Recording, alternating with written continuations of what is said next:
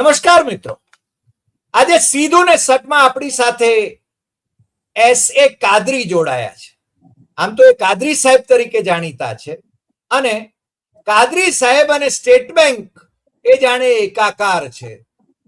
વર્ષોથી, દાયકાઓથી અમે એમને જાણીએ છીએ અને એ ટ્રેડ યુનિયન લીડર તરીકે રાષ્ટ્રીય કક્ષાએ પણ એમનું નામ સર્વવિદિત છે. એટલે એમને ન ઓળખતા હોય એવું તો ભાગ્યે જ બને. સાથે સાથે એ રંગભૂમિના પણ નિર્માતા છે અને રંગભૂમિના નિર્માતા તરીકે હજુ હમણાં જ એમને મુખ્યમંત્રી ભૂપેન્દ્ર પટેલને હસ્તે એક એમનું સન્માન પણ કરાયું, એમને એવોર્ડ મળ્યો અને બહુમુખી પ્રતિભા છે. અમને જ્યારે જ્યારે કોઈક વાત પૂછવાની હોય, બેંકને લગતી વાત પૂછવાની હોય, આર્થિક બાબતોની કોઈક માહિતી પૂછવાની હોય, ત્યારે અમે કાદરી સાહેબને બોધર કરીએ છીએ. પણ આજે જે વાત કરવી છે એ એક જ સવાલ એમને કરવો છે કે કાદરી સાહેબ રાજકારણમાં છે. કાદરી સાહેબ કોંગ્રેસના અગ્રણી રહ્યા છે અને વર્ષોથી, દાયકાઓથી કોંગ્રેસ સાથે સંકળાયેલા છે. એટલે કોંગ્રેસનો ઇતિહાસ, ભારતીય જનતા પાર્ટીનો ઇતિહાસ, એના અમુક રસપ્રદ કિસ્સાઓ પણ એ અમને ઘણી વખતે ફર્સ્ટ હેન્ડ ઇન્ફોર્મેશન તરીકે અંગત રીતે જણાવતા હોય છે, જે ઘણી વખતે આપણે જાહેરમાં પણ જેની ચર્ચા ન કરી શકીએ એવી વાતો એ અમને જણાવે છે. એટલે કે આમ તો છે ને એ મોટો એન્સાઇક્લોપીડિયા છે. કોની સાથે એમના સંપર્કો નથી એ જ પાછો પ્રશ્ન થાય. અને બીજું કે એ મુસ્લિમ આગેવાન છે એવું એ નથી. એ મુસ્લિમ અગ્રણી તો છે જ છે, પણ સાથે સાથે એમના સંબંધો, એમનું મિત્રવૃંદ, એમાં છે ને તમામ ધર્મોના અગ્રણીઓ એમનો અને તમામ પક્ષોના અગ્રણીઓનો સમાવેશ છે. આજે કાદરી સાહેબને એટલા માટે જ અમે નિમંત્રણ આપ્યું. કાદરી સાહેબ, આપ સીધું ને સટમાં જોડાયા બદલ આપનું સ્વાગત છે. અને અમારો એક જ પ્રશ્ન છે કે આ દેશમાં અને ખાસ કરીને ગુજરાતમાં મુસ્લિમ નેતાગીરી એની છે ને ખોટ કેમ પડી રહી છે? મુસ્લિમો છે ને એ સત્તા પક્ષમાં કે વિપક્ષમાં અત્યારે છે ને એનો દુકાળ કેમ વર્તાય છે? મને લાગે છે કે ક્યારેક આપણે ત્યાં, આજે તો સ્થાનિક સ્વરાજની સંસ્થાઓની ચૂંટણીઓ જાહેર થઈ છે, ક્યારેક અમદાવાદના મેયર તરીકે, ક્યારેક આપણા સાંસદ તરીકે મુસ્લિમ અગ્રણીઓ એમના નામ રોશન હતા અને આજે તો છે ને ગણ્યા ગાંઠ્યા મુસ્લિમ આગેવાનો આપણને જોવા મળે છે. એમએલએ પણ, એકાદ એમએલએ આપણને વિધાનસભામાં બેસતા જોવા મળે છે. ક્યારેક એવા પણ મુસ્લિમ આગેવાન અને મેમ્બર ઓફ પાર્લામેન્ટ મેં જોયા છે કે જેમને ભગવદ્ ગીતા આખી મોઢે હોય. આ એટલે કે ભગવદ્ ગીતા એ કોઈ એક ધર્મનો ઇજારો નથી. કુરાન, પવિત્ર કુરાન એ પણ કોઈ એક ધર્મનો ઇજારો નથી. બાઇબલ એ એક ધર્મનો ઇજારો નથી. આ બધી બાબતો આપણે જાણીએ છીએ, પરંતુ અત્યારે જે દુકાળ પડ્યો છે એ મુસ્લિમોની નેતાગીરીનો દુકાળ છે. અને એમાં પાછા મુસ્લિમોમાં જે ભાગલા પડાવવા માટે અસદુદ્દીન ઓવૈસી જેવા ભારતીય જનતા પાર્ટીની બી ટીમ ગણાય એવા, અથવા તો હુમાયુ કબીર જેવા ભારતીય જનતા પાર્ટીની બી ટીમ તરીકે કામ કરનારાઓ એ મુસ્લિમોના હિતનું રક્ષણ કરવાને બદલે ભક્ષણ કરતા હોય એવું વધારે લાગે છે. કાદરી સાહેબ, આ મારો સવાલ સીધો છે કે મુસ્લિમ નેતાગીરી ક્યાં લુપ્ત થઈ ગઈ? કાદરી સાહેબ. Dr. Haribhai Desai, thank you very much for calling me on your channel. It's a very, very strange subject. And in a prevailing circumstances, certainly you have chosen a wonderful subject. Actually speaking, ગઈ કાલથી હું આખું વિશ્લેષણ કરતો હતો political, Congress પાર્ટીમાં, ભારતીય જનતા પાર્ટીમાં, બધામાં. તો 1962માં ગુજરાતમાં પહેલું ઇલેક્શન થયું. એ વખતે આપ નહીં માનો, જે આપણે ક્યારેય વિચારી ન શકીએ કે પાલેજવાલા વડોદરાથી ઇલેક્ટ થયા હતા, વડોદરા શહેરમાંથી, અને તૈયબજી ગોધરા શહેરમાંથી ઇલેક્ટ થયા હતા. કરીમજી સીતા અમદાવાદ શહેરમાંથી સિલેક્ટ થયા હતા. એટલે 62ના ઇલેક્શનમાં 156 સીટોની સામે 16 જણાને ટિકિટ મળી હતી ને 8 મુસ્લિમો જીત્યા હતા. એટલે ત્યારથી સ્ટ્રેન્થ નો જ્યાં સુધી સવાલ છે, એ વખતે સ્વતંત્ર પાર્ટી પણ મુસ્લિમોને આપતી હતી, એ વખતે જનતા દળ પણ મુસ્લિમોને ટિકિટો આપતી હતી. પણ આખી પરિસ્થિતિ આજે એવા પોઈન્ટ ઉપર આવીને ઉભી છે કે 2014 પછી દરેક પક્ષને એવું લાગે છે કે જો મુસ્લિમોની સાથે લઈશું આપણે તો બહુમતી જે વોટ છે હિન્દુઓના એ આપણને ઓછા મળશે. અને આ જે દહેશત, આ દહેશત એક પાર્ટીની નહીં, બધી પાર્ટીઓ છે. અને દરેકે દરેક જગ્યાએ, દરેકે દરેક ન્યૂઝપેપરમાં આ વાત સારા પત્રકારો લખે છે કે ભાઈ અહીંયા પણ આટલું ઓછું થયું, અહીંયા પણ આ થયું, આ ચંડોળામાં આ થયું, આ જગાએ આ થયું. પણ એના માટે બોલવા માટે બધી પોલિટિકલ પાર્ટીઓ મુસ્લિમો માટે ઊભી થતી હોય એવું દેખાતું નથી. અને આ પરિસ્થિતિના સર્જન પાછળ ઘણા બધા કારણો છે. કારણ કે કોંગ્રેસમાં જવાહરલાલ નહેરુના ટાઈમની જો આપણે વાત કરીએ તો જ્યારે આપને પ્રધાનમંત્રી બન્યા આપશ્રી, ત્યારે જે મેં વાંચ્યું છે આપને કહું છું કે મહાત્મા ગાંધીજી પાસે આપ ગયા કે મને કોઈ બી 2 ટીપ આપો સારી. મહાત્મા ગાંધીજીએ કીધું કે જે પછાત છે એ લોકોની વિશેષ દરકાર કરજો અને મુસ્લિમોને નાના ભાઈની તરીકે ટ્રીટ કરજો, તો તમે શાંતિથી સુંદર રીતે લોકોના કલ્યાણ કરી શકશો. હવે આ જે આખું જે કથન છે ગાંધીજી સાહેબ, પૂજ્ય મહાત્મા ગાંધીનું, એના ઉપરથી આપણને નક્કી થાય કે ભાઈ કોંગ્રેસની આઈડિયોલોજી રિયલ સેક્યુલરિઝમ જેને કહી શકાય. એટલે સુધી મેં સાંભળ્યું છે કે એ વખતે સિક્યુરિટી નહોતી, એટલે જવાહરલાલ નહેરુ કોઈ પણ એવા શહેરમાં જાય જ્યાં મુસ્લિમ પ્રભુત્વ હોય તો રાત્રે ડિનર માટે એ કોઈ સારા મુસ્લિમના ઘરે દસ્તક દેતા હતા અને કે જવાહર આ જ્યાં ડિનર કરેગા. અને પછી ત્યાં બધા ભેગા થાય અને સવારે ઉર્દુ પેપરોમાં, ઇંગ્લિશ પેપરોમાં એ મુસ્લિમ સમાજનું જે અપલિફમેન્ટ કરે જવાહરલાલ નહેરુ, એ that is something you cannot see now at all. એટલે એ પરિસ્થિતિમાં આખું જે સર્જન જે રીતનું કોંગ્રેસનું થયું હતું, અને આજે બી બધા કહે છે કે ઇન્ડિયા ગેટ પર સૌથી વધારે નામો શહીદોમાં મુસ્લિમોના છે. અને એનું કારણ છે કે અહીંના જેટલા પીરો હતા, 1925 થી ખિલાફતનું આંદોલન, એમાં ગાંધીજીએ ખિલાફતને સપોર્ટ કર્યો હતો. અને એ વખતે જેટલા બધા અહીંયા પીર હતા, હું પણ સૈયદ છું, એટલે જેટલા સૈયદો પીર હતા, એમાં એક એક્ઝામ્પલ આપને આપું કે ઉસ્માનપુરામાં જે દરગાહ છે ત્યાં કાલુમિયા મશહદી કરીને એક મોટા પીર હતા, જેમના 5 લાખથી વિશેષ શિષ્યો હતા. અને આ કથન મેં ગુલાબખાન ફારાવાલા બરૂમ પાસે સાંભળ્યું હતું છબીલદાસ સાહેબની કેબિનમાં, કે જવાહરલાલ નહેરુને ગાંધીજી કાલુમિયા મશહદીને ત્યાં ઉતરતા હતા અને ત્યાં એ હાકલ કરતા હતા કે ये मूवमेंट में हमको इतने आदमी चाहिए. અને માણસો જોઈન કરતા હતા હલ્લેખની જેમ અને બધા પહોંચી વળતા હતા દરેક જગ્યાએ કે ગાંધીજીને કઈ રીતે કામયાબ કરવા એ માટે બધાના પ્રયત્નો રહેતા હતા. અને એનો સુમેળ ભર્યો જેને કહી શકાય ને સાદૃશ દાખલા બધા ગાંધીજીએ ઓલરેડી આપ્યા. અને એમણે તેમના દરેક કદમમાં એ દેખાડ્યું કે ભાઈ આપણે મુસ્લિમ સાથે નહીં રહ્યા તો આ દેશનું કોઈ દિવસે કલ્યાણ નહીં થાય. શાંતિ જો લાવી હોય તો બંને કોમોમાં ભાઈચારો હંમેશા માટે રહેવો જોઈએ. પણ એ પછી ઇવન ઇન્દિરા ગાંધીનું આપણે એક્ઝામ્પલ લઈએ તો એમણે અબ્દુલ ગફૂર ને બિહારમાં ચીફ મિનિસ્ટર બનાવ્યા, અબ્દુલ રહેમાન અંતુલેને મુંબઈમાં મહારાષ્ટ્રમાં ચીફ મિનિસ્ટર બનાવ્યા. અને આ તો મારા માટે બહુ જ પછીથી મને ખબર પડી કે રાજસ્થાનમાં બરકતુલ્લા ખાનને પણ એમણે ચીફ મિનિસ્ટર બનાવ્યા.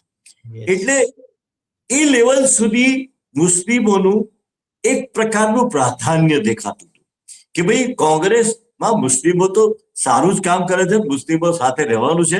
અને સૌથી મહત્વનું કે 100%. હમણાં જ સુરેશ મહેતા એક કાર્યક્રમમાં હતા, હું બી હતો, ત્યાં સેકન્ડ ક્લાસ સિટીઝન કરવાની જે પેરવી છે મુસલમાનોની, આજની પોલિટિકલ પાર્ટીની, આજની સત્તા પક્ષની, એના પર એક મિનિસ્ટર રિટાયર્ડ બોલ્યા. એને મેં અનુબોધ આપતા મેં કીધું કે આ આજનું નથી, જ્યારે કોન્સ્ટિટ્યુશન લખાતું હતું ને ત્યારે બી આ પ્રશ્ન ઉભો કર્યો તો એક ગુજરાતી નવલકથાકારે કે મુસ્લિમોએ પાકિસ્તાન તો લઈ લીધું, હવે જે મુસ્લિમો અહીંયા રહ્યા એમને શું કરવા વોટિંગ પાવર આપવો જોઈએ. આના પર 48 કલાક ડિસ્કશન થયું અને બધા થોડા નરોવા કુજરવા થઈ ગયા હતા. એમાંના એકને તો માનનીય પ્રધાનમંત્રીએ ભારત રત્ન આપ્યું. હું નામ લેતો નથી, 14માં આવતાની સાથે જ એમને ભારત રત્ન આપ્યું. પણ એ જે રીતે મને નામ લેવામાં જરાય વાંધો નથી. મદન મોહન માલવિયાની વાત આપ કરી રહ્યા છો. હા, માલવિયા, મદન મોહન માલવિયા, કનૈયાલાલ મણેકલાલ મુનશી, આ બધા ભેગા થઈને જે રીતે એમાં એક દિવસ રાત્રે જવાહરલાલ નહેરુ પ્રસ્થાપિત થયા અને એમણે કીધું કે મારી પ્રાઇમ મિનિસ્ટરશીપમાં કોઈ સેકન્ડ ક્લાસ સિટીઝન મને જોઈએ નહીં તો પ્રાઇમ મિનિસ્ટરશીપ મારે કરવી નથી. કાદરી સાહેબ, પછી રાજેન્દ્ર પ્રસાદ પણ, કાદરી સાહેબ વચ્ચે વ્યવધાન લાગશે પણ હું ઉમેરણ કરી લઉં. આપે છે ને ખિલાફત મૂવમેન્ટની વાત કરી.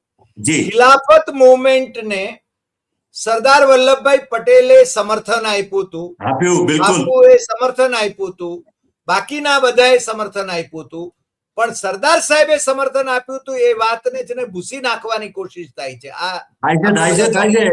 એને નામશેષ કરે છે લોકો. હા, બીજું એકચ્યુઅલી સ્પીકિંગ એમણે જે રોલ કર્યો છે મુસ્લિમો માટે એ લખવા જેવું છે વધારે, જેટલું લખાય એટલું. કારણ કે આ લોકો તો સરદાર વલ્લભભાઈને એમની બાપી કી મિલકત બનાવીને બેઠા છે. એમને એવું છે કે એ એમના જ લીડર છે. કાદરી સાહેબ, હું આમાં એક બીજું ઉમેરણ કરી લઉં.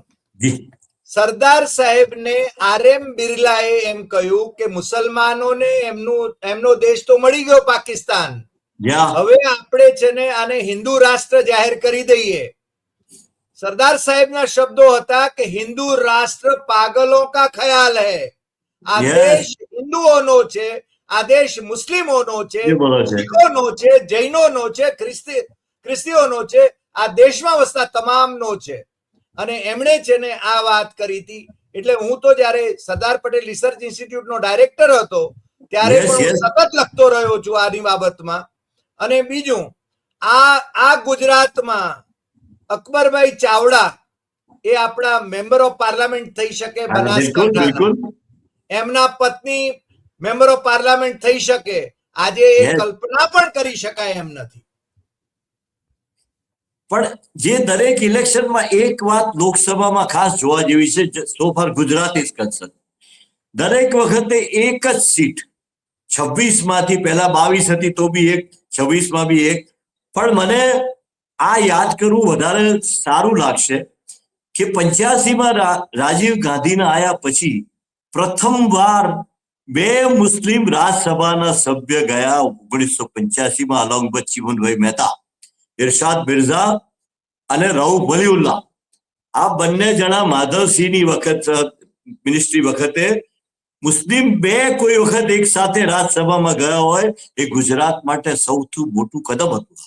અને એટલે એના પરથી અંદાજ આવે આપણને કે મિર્ઝાની વિશેષતા પણ તમે કહો, મેં ઉલ્લેખ કર્યો. હા, ઇરશાદ મિર્ઝાને હું માનું છું ત્યાં સુધી આખી ગીતા મોઢે હતી. બિલકુલ. અને એ દરેક લેક્ચરમાં, અરે એનું કારણ જ એ કે ગીતાનો શ્લોક બોલતા હતા ને इंदिरा गांधी નું પદાર્પણ થયું કે ये नौजवान क्या बोल रहा है, ये कितनी अच्छी बात कर रहा है. ત્યાંથી એનું પોલિટિકલ એલાઇનમેન્ટ થયું પૂરું. એટલે આખી પરિસ્થિતિમાં કે જે લોકો એ 85 પછીનો જે ગાળો આવ્યો સાહેબ, એ ગુજરાત પોલિટિક્સ, હું તો કહું છું કે હિન્દુસ્તાનના પોલિટિક્સને બી એને ધારી અને બહુ મોટી નકારાત્મક અસર કરી. અને એટલી મોટી કે 85ના રાયટ્સ, એના પહેલા એન્ટી રિઝર્વેશન, ત્યાર પછી રાયટ્સમાંથી જે બધી ગરબડો થઈ અને જે રીતે 2 મહત્વના માણસોએ સરકાર ચલાવી કોંગ્રેસની અને દરેક મુસ્લિમોને જેલમાં પૂરવામાં આવ્યા. ગુલાબખાન ફાર્મથી લઈને કોઈ બાકી નહીં, બધા પાસામાં હતા. અને એ વખતથી 90માં જે પરિસ્થિતિ આવીને ઊભી થઈ ગઈ કોંગ્રેસની, અને એ પછી ક્યારેય કોંગ્રેસનો કાળ ગુજરાતમાં આવી ન શક્યો. કારણ કે એમાં શું થઈ ગયું કે જે રીતે બધા 2 નંબરના માણસોને મહત્વ આપવામાં આવ્યું, ગુંડાઓને મહત્વ આપવામાં આવ્યું, અને જે રીતે ગુંડાઓને મહત્વ જ્યાં જ્યાંથી મળ્યું એની અસર હું એમ માનું છું કે એની અસર જે હિન્દુ મતદાર કોંગ્રેસના હતા એમના માનસ પર પણ પડી, અને એના લીધે કોંગ્રેસથી એ લોકો ધીરે ધીરે વિખૂટા થયા. એમાં આપણે બોલવામાં કોઈ જ ખોટું નથી એમાં. કારણ કે આમાં જે થયું છે એના પરથી ઘણા બધાને એવું લાગે કે ભાઈ આ કોંગ્રેસ પાર્ટી આ રીતે કરે છે, કેવી રીતે કરી શકે. પણ સવાલ એ છે કે એ વખતે જે બી નેતાઓ હતા, સૌથી મહત્વના મુસ્લિમ નેતાઓને હું આમાં જવાબદાર ગણું છું. કારણ કે એ લોકોએ પણ એવા કેન્ડિડેટ પસંદ કરવા હતા કે જે ઇલાઇટ મુસ્લિમો હોય, એજ્યુકેટેડ મુસ્લિમો હોય. પણ આ તો શું થયું, એક વખતથી હવે આ ઇક્વેશન થઈ ગયું છે 90 પછી કે ગમે તે હથકંડા અપનાવો, ઇલેક્શન જીતો. એટલે સફળતા કે સાફલ્ય ફક્ત ઇલેક્શન જીતવામાં છે. તમારા પોલિટિકલ મૂલ્યોમાં કશું જ નથી. તમારે કોઈ મૂલ્યોની કાંઈ જરૂરત નથી. તમારે ફક્ત ઇલેક્શન જીતવાનું છે બસ. અને એ ઇલેક્શન જીતવા માટે આજ દિવસ સુધી જે બધા હથકંડા ચાલુ ગયા, અને પછી જયારે ચીફ મિનિસ્ટર નરેન્દ્રભાઈ આવ્યા તો એમણે તો 2001 થી લઈને 2013 સુધી કે 14 સુધી એક વખત મુસલમાન શબ્દ એમના લેક્ચરમાં બોલ્યા નથી. જ્યારે પ્રચારક બન્યા રાષ્ટ્રીય અને વારાણસીમાં ગયા ત્યાં એમણે પહેલી વાર મુસલમાન શબ્દનો 14 વર્ષ પછી ઇસ્તેમાલ કર્યો. એ 5 કરોડ ગુજરાતીઓ જ કહેતા હતા.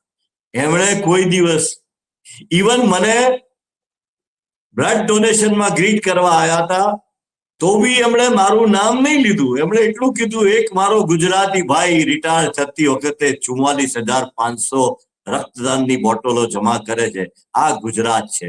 પણ એમાં કાદરી શબ્દ ન બોલાવે. એટલે એ જે આ જે આવ્યું આખું, અને એમાં 14માં જે કોંગ્રેસે પેલી કમિટી બનાવી કે how we rich two 44 seats, અને એ કમિટીમાં જે બી થયું એમાં સોફ્ટ હિન્દુત્વ એક મોટી વાત આવી. અને આ સોફ્ટ હિન્દુત્વ આજ દિવસ સુધી કરડી રહ્યું છે. હવે એમાં પાછું એવું બી થાય છે કે મુસ્લિમ નેતાગીરી જે છે કોંગ્રેસની, એમને બી એવું છે કે એમાં શું ખોટું છે.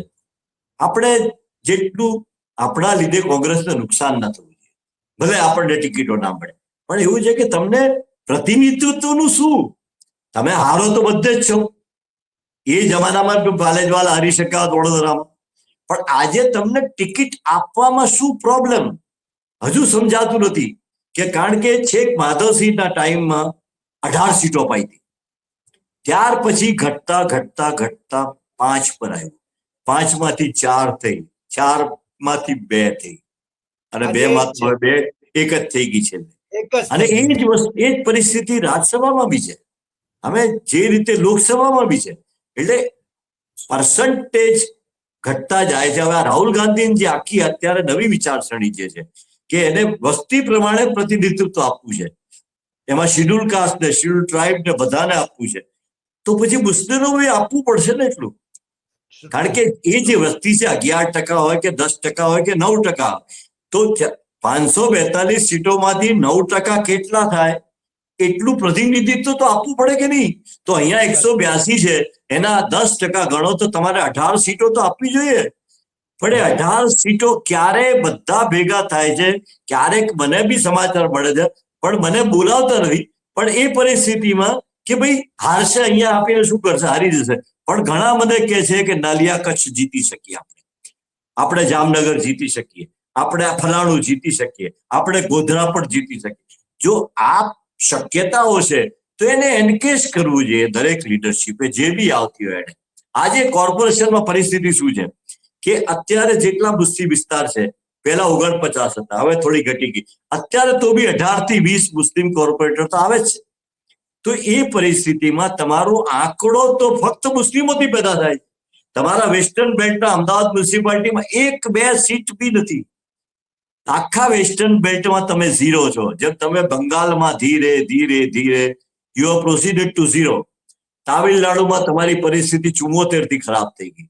ઓરિસ્સામાં તમારી, તો તમે પ્રાધાન્ય મુસ્લિમોને આપશો તો ચોક્કસ એનાથી એવું બને કે હિન્દુઓ થોડા ઓછા મત આપશે. તો આપણે આમ બી ક્યાં જીતી રહ્યા છીએ?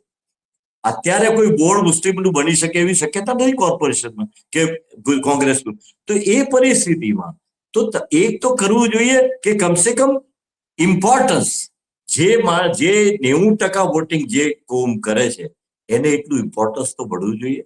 અમારામાં રિઝર્વેશન તો છે નહીં મુસ્લિમોમાં, તો જે ઇમ્પોર્ટન્સ આપી શકાતું હોય એટલું અપાય તો ચોક્કસ એનાથી શું થશે? સુદ્રઢ થશે આ વોટિંગ. નહીં તો ધીરે ધીરે ઓવેસી જેવા માણસો આવતા જશે, લોકોને ફસાવતા જશે અને એ આક્રોશ પેદા થાય. આમાં આક્રોશમાંથી ધીરે ધીરે નેગેટિવિઝમ આવે અને એ નેગેટિવિઝમ પછી ધીરે ધીરે કોંગ્રેસના મુસ્લિમ મતદારોને તકલીફમાં મૂકી દે. એટલે એ પરિસ્થિતિમાં એકવાર તો જુઓ તમે કે લઈ ગયા ગઈ વખતે સીટો, જમાલપુરની 4 સીટ ગઈ. એટલે એ પરિસ્થિતિમાં ગોધરાપાલિકા ગઈ. હા, હવે એ પરિસ્થિતિમાં અને બીજું શું થાય છે મહત્વનું, હરિભાઈ, એ ખાસ આપણી ચેનલ પર મારે કહેવું છે કે જ્યારે બી કેન્ડિડેટ સિલેક્ટ થાય છે કે Jalalbhai Kundiwala, I don't think he was ever 4th standard or 5th standard. એ પછી જેટલા ધારાસભ્યો મુસલમાન આવ્યા એમાં ઇરશાદ મિર્ઝાને વાત કરી તો રાજ્યસભાના મેમ્બર હતા, બાકી તો અહેમદભાઈ ગ્રેજ્યુએટ હતા. પણ એ સિવાય બહુ ઓછું પ્રતિનિધિત્વ એવું આવે છે કે જે શૈક્ષણિક લાયકાત ભોગવતું હોય અથવા તો એનામાં એક ડેફિનેટ સેન્સ હોય કે જે કોમ માટે પણ વાત કરી શકે. આમાં તો એવું થાય છે કે ખંભાતમાં તુફાન થાય તો કોંગ્રેસ પહોંચી નથી શકતી, પછી ત્યાંના કોંગ્રેસી મુસ્લિમો જ ભેગા થઈને જાય છે. એટલે આ જે પરિસ્થિતિનું સર્જન થયું છે અત્યારે ચંડોળામાં જે થયું તો ત્યાંના શહેજાદ ખાન એ લોકો બધા જઈને બેસી જશે. હવે એ કરશે કેટલું કરી શકશે? શું આ મુદ્દો આજે હું જોતો તો ચેનલ બીબીસી પર વાત કે ચંડોળાની એમાં ખાલી મુસ્લિમો નહોતા, ઘણા બધા હિન્દુઓ બેઘર થઈ ગયા છે. 1200 બાંગ્લાદેશીઓનું જુલુસ કાઢ્યું, એમાંથી 200 બાંગ્લાદેશી હોવાની શક્યતા નિર્માણ થઈ. બાકીનાને બદનામ કર્યા, બાકીના હિન્દુઓ હતા, બાકીના ભારતના જ નાગરિકો હતા. અને આ બેઘર થઈ જાય એના માટે કોઈ ઈલાજ જ નથી આપણી પાસે. ન સુપ્રીમ કોર્ટ એનો ઈલાજ છે, ન હાઈકોર્ટ એનો ઈલાજ છે. અરે આ પાછળના વાળાનું હાઈકોર્ટમાં આવી ગયું થોડું ઘણું પોઝિટિવ, તો કરી કોર્પોરેશન સુપ્રીમમાં ગઈ અને ફક્ત થોડા પથારા વાળા બેસશે બસ. એટલે જે એટીટ્યુડ છે મુસ્લિમો તરફ એ almost second class citizen line પર જ જઈ રહ્યું છે અને એના લીધે હતાશા બહુ મોટી થઈ ગઈ છે. દરેક જગ્યાએ હતાશા. અને એ હતાશા ના આવે એના માટે પ્રયાસ તો સૌથી જૂની પાર્ટી 145 વર્ષ વાળી કોંગ્રેસે જ કરવું પડશે, કારણ કે ભારતીય જનતા પાર્ટી તો ક્યારે કરવાની નથી. કાદરી સાહેબ, આપે આજે અમારી સાથે જોડાઈને જે વાત કરી છે, મને લાગે છે આ વાત તો અનંત સુધી કરી શકાય, કારણ કે એના અલગ અલગ પાસાઓની ચર્ચા કરી શકાય. માત્ર ગુજરાતની જ નહીં પણ દેશની પણ વાત કરવા માટે આપ યોગ્ય વ્યક્તિ છો. પણ આજે એટલી વાત આપે બહુ સરસ વાત કરી કે મુસ્લિમોને એમનું પ્રતિનિધિત્વ, જે યોગ્ય પ્રતિનિધિત્વ અને એમના યોગ્ય ઉમેદવારો એ પસંદ કરવામાં આવે. ભલે જીતે હારે એ તો આમે જેને કોંગ્રેસ કેટલી જીતે છે, એટલે એ રીતે જેને કોંગ્રેસની નેતાગીરીએ પણ જેને એ દિશામાં વિચારવું જોઈએ. અને ભારતીય જનતા પાર્ટી તો મુસ્લિમોને ધારાસભામાં તો ઉમેદવારી આપતી જ નથી અથવા લોકસભામાં ઉમેદવારી આપતી જ નથી. એ તો કહે છે ને કે જીતવાના નથી એટલે એમને ના અપાય. હા, એટલે તમે જે કહ્યું કે સેકન્ડ ક્લાસ સિટીઝન તરીકે મુસ્લિમોને ભણી જો આ પરિસ્થિતિ લઈ જવાની હોય તો મને લાગે છે કે સરદાર સાહેબના જો ખરેખર આપણે વંશજ હોઈએ તો સરદાર સાહેબે કહેલા શબ્દોનું પાલન કરવાની જરૂર છે. આજે આપ અમારી સાથે જોડાયા એ બદલ આપનો ખૂબ ખૂબ આભાર. ફરી પાછા મળીશું, કારણ કે આપની પાસેથી ઘણી બધી ભૂતકાળની વાતો અને વર્તમાનની વાતો એ તથ્યોને આધારે મને લાગે છે દર્શકોને પણ એ જાણવામાં ખૂબ ખૂબ રસ પડશે. નમસ્કાર.